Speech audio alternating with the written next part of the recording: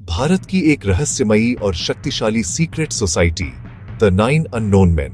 क्या है इनका असली सच? आइए जानते हैं एक प्राचीन रहस्य जो आज भी लोगों को हैरान करता है, और इसके जवाब छुपे हैं इतिहास में। भयानक कलिंग युद्ध के बाद सम्राट अशोक मौत के मैदान से गुजरे, जहां 1 लाख से ज्यादा जानें गई थीं। उस पल ने उन्हें हमेशा के लिए बदल दिया। जहां विजय उनकी थी, लेकिन आत्मा हार चुकी थी। तब उन्होंने युद्ध त्याग दिया, धर्म और शांति का मार्ग अपनाया और कुछ भयानक महसूस किया। प्राचीन भारत के पास ऐसा ज्ञान था जो अपने समय से बहुत आगे था। अगर यह ज्ञान गलत हाथों में चला जाता तो पूरी मानवता नष्ट हो सकती थी। तो उन्होंने कुछ ऐसा किया जिसकी किसी शासक ने पहले कभी हिम्मत नहीं की थी। अशोक ने एक गुप्त संगठन बनाया जिसमें 9 लोगों को चुना गया।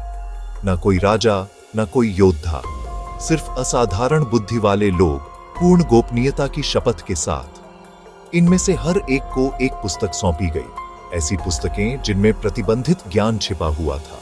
एक किताब फिजियोलॉजी के बारे में था, जिसमें टच ऑफ डेथ जैसी घातक तकनीक का वर्णन था, जिससे सिर्फ एक स्पर्श से किसी को मारा जा सकता था। दूसरी किताब में कम्युनिकेशन के बारे में था, जिसमें दुनिया भर की भाषा समझने के तरीके और यहाँ तक कि बाहरी ग्रहों के जीवन से संपर्क के तरीके बताए गए। एक किताब में ग्रेविटी के बारे में बताया गया था, जिसमें उड़ने वाली मशीनों को विमान कहा गया था।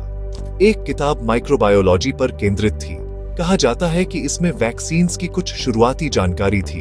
एक किताब प्रोपेगेंडा की कला सिखाती थी, और फिर एक दूसरी किताब कॉस्मोलॉजी पर थी, जो ब्रह्मांड के अनजाने रहस्यों की परतें खोलने की कोशिश करती थी।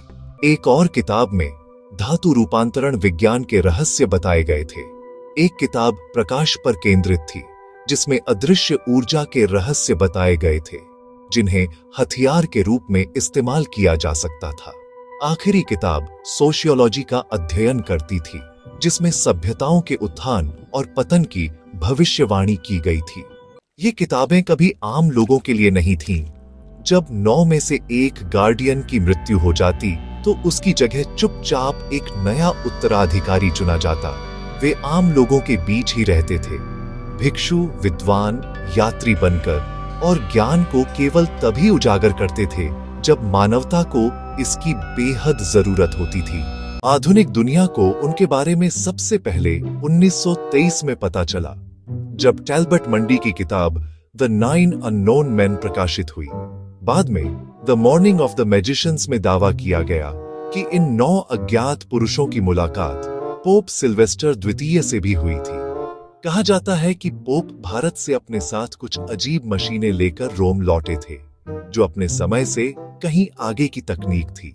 तो क्या द 9 अननोन मैन असली थे, या सिर्फ अशोक की बुद्धि और डर से पैदा हुई एक किंवदंती? लेकिन यहाँ एक परेशान करने वाला विचार है। अगर ऐसी कोई सोसाइटी 2000 साल से ज्यादा समय से बची हुई है, तो क्या होगा अगर आप उनमें से किसी एक से पहले ही मिल चुके हों? अगर आपको ऐसे असली मिस्ट्रीज पसंद है, तो लाइक करें, सब्सक्राइब करें और इस वीडियो को शेयर करें, और इस कहानी को दूसरों तक पहुंचाने में मदद करें जो अभी भी मानते हैं कि कुछ सच्चाइयां आज भी दुनिया से छुपी हुई हैं।